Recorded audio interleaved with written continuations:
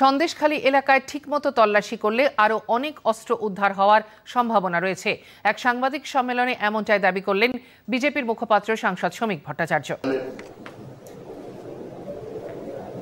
এলাকা থেকে এবং শাহজাহান সম্পর্কিত যে ধরনের তথ্য এবং আগ্নেয়াস্ত্র উদ্ধার করা হলো, এটা প্রমাণ করলো যে এই মুহূর্তে কার্যত এ রাজ্যে কোন সরকার কিছু অবশিষ্ট নেই।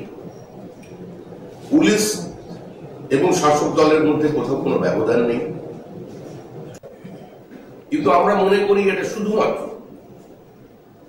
ভোট কেন্দ্রিক বা এলাকায় রাজনৈতিক একাধিপত্য প্রতিষ্ঠা করবার জন্য এই অস্ত্র ব্যবহার হচ্ছে এরকম নয়।